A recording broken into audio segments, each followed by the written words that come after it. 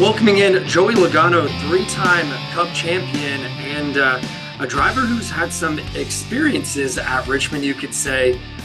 What do you feel like you're going into this Saturday night race where you get a little aggressive? Been there, done that. I agree. Well, I mean, obviously, we see what this race was all about last year.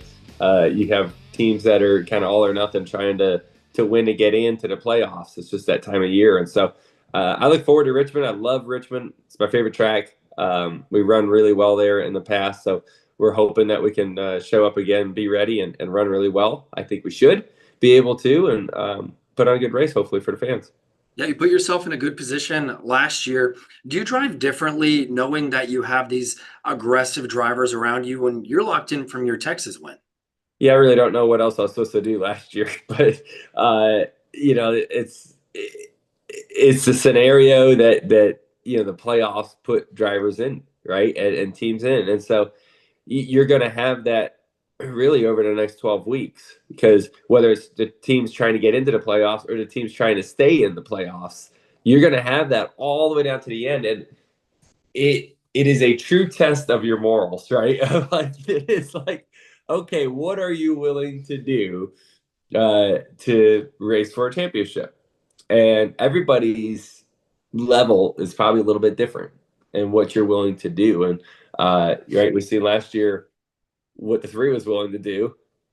Looking back at it, he'd probably say it wasn't worth it because it didn't work out for him. But it's just it's one of those scenarios where it's just that's our playoff system, and it's entertaining for that reason. It's exciting, and it's when your back's up against the wall, what are you willing to do?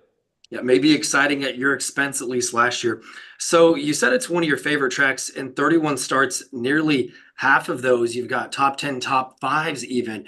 What is it? Is it because you grew up racing on these flatter tracks and Richmond's okay? I know you did legend cars in Atlanta. Is it just suitable for you?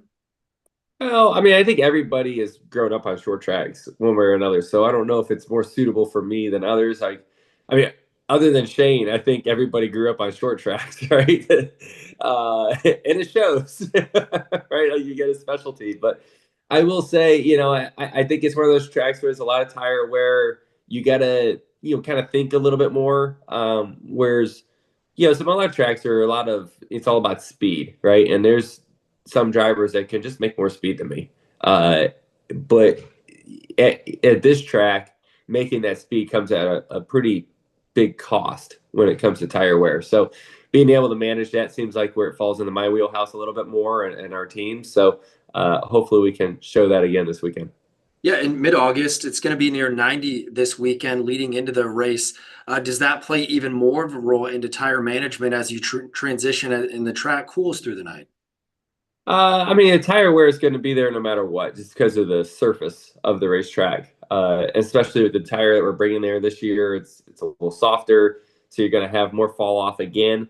So, yeah, I mean, you're going to want to have to try to figure out ways to manage all that. I don't think the temperature affects tire wear that much. I mean, honestly, I think what happens is the tire gets hot and it kind of fills in all those little grains and little, where it becomes smoother, as because it's filling in all those little voids in the asphalt where when it's cold out, it doesn't lay down the rubber and it stays like a cheese grater. So you can make an argument there's actually less tire wear when it's hot out.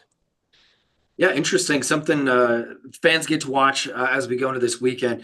You seem like you're pretty relaxed. Of course, you're locked into the playoffs. Then you get into Daytona, which can be one of the more stressful tracks of the year. You obviously usually show up with good speeds. Fords always have that qualifying speed, at least as of late. Is it all about playoff points here for the next couple weeks? Yeah, that's all it's about. We got nothing to lose, everything to gain. So it's kind of a nice fun 2 weeks, heading into the playoffs where you can kind of, I mean, you can recharge your batteries a little bit. I mean, there's a lot to gain. You still want to, we're going into one of our best chances to win, I think, this weekend in Richmond and Daytona. So you want to capitalize on that, but we're still forward thinking enough to where we're, getting ready for playoff time. Yeah, and Darlington's just after that, and that's one of your better tracks as well. Couple questions here, wrapping it up. Coming off of Watkins Glen, kind of backtracking a little bit, you've driven that track for years, and track limits seem to have gotten wider as I've seen it. Growing up, I've watched it, and it seems like the track's just bigger and bigger every year because people are advancing further. Is it because they've taken away some of those gravel traps, or what do you think that change has been? Yeah, I mean, a lot of it is just because it's paved. And as a race car driver, if you can take it, you're going to take it. It's going to make your car go faster. So, uh, right. I mean, you're talking about the times when it was grass before on the exited carousel or exit of one. And there's pros and cons to both. Um, I do think we should take another look at it.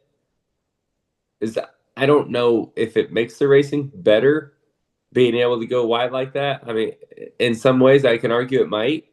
Uh, and in other ways, you can argue that it looks goofy that we're way out there. On the other hand, I think we're NASCAR, we're badasses, and we go wherever the heck we want to go. So I kind of like that part too. So I guess I don't have an opinion on any of it.